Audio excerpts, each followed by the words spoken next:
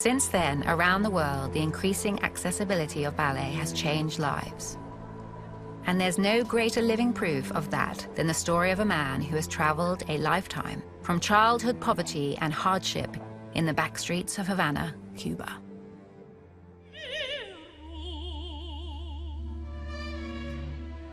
Carlos Acosta's passage to global fame began in the early 1990s, while he was just a teenager. After he joined the Royal Ballet at the age of 25, he and I danced together many times, and ultimately, he was also the perfect partner for my final performance. So we're waiting for Carlos. He's had a full day of rehearsing. Really tough schedule at the moment because he's producing and choreographing and performing in his swan song for the Royal Ballet, Carmen. Here he is. Here's the man. Been waiting. How are you? Very well. Oh. You were first known very much as a street dancer in Cuba, isn't that right? That's right. That's right. I began break dancing in the 80s. I love it. And that's what I ended up. Of course, you know, being Cuba, dance is pretty much part of our culture.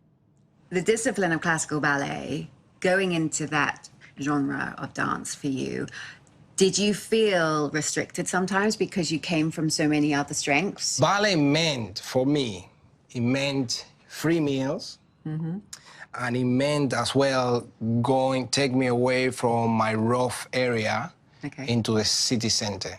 So that can be bad. That's one thing.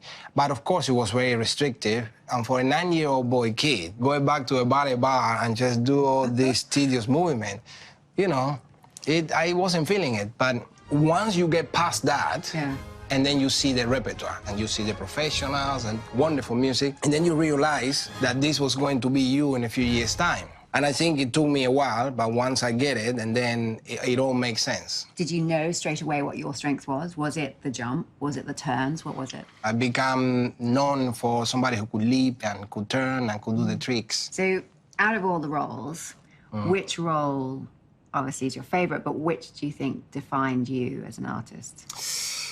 Well, that's a tough one. I don't know. Don Quixote is the role that I've done the most. You know, I won the competitions, then I end up choreographing for the Royal Ballet and so on. So it's something that is very close. But at the same time, I connected more because it is closer to my roots. The roles that I had to project the portrait of a prince or a royalty, I had no clue. You know, because I think you were a great prince. What are you talking about? Well, from Cuba, you know, I mean, what is a prince supposed to look like or behave like, you know? And so for me, it was like, wow, be a prince? How do I do that? I like things that are more physical and... You're quite earthy and as well. complex, you know, and, you know, sometimes acrobatic. But I try to... emotion is important to me. Carlos had a rare wow factor. He had fiery sex appeal and incredible technical ability. But what really impressed was his extraordinary athleticism and strength. London audiences had rarely seen such physicality in male ballet before. There are some male dancers who are great athletes where you're just seeing the athleticism, you're just seeing the ego. Whereas with Carlos, he did bring to the English stage a very exotic presence, both as this great male virtuoso, but also just with that sort of heat and fireworks of Cuba about him. You're in your last year as a dancer. Is there anything you didn't do that you wish you had? I don't have any regrets. I think I have a lot of fun. I think that because the career that I've been able to make, I gave my family a great life. All I feel is gratitude for all everybody who has helped me. And also, I just go with a lot of love, no regrets. A lot of love. And you can still spin on your head, can't you? No way. I keep myself on my back a little bit, but no. Not on your head. With Carlos, men completed a century-long transition. Audiences had seen male ballet reimagined by Nijinsky. revolutionized by Russian superstars and perfectly performed by classical virtuosos.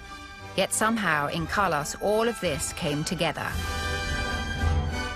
Individuality, athleticism, and technique.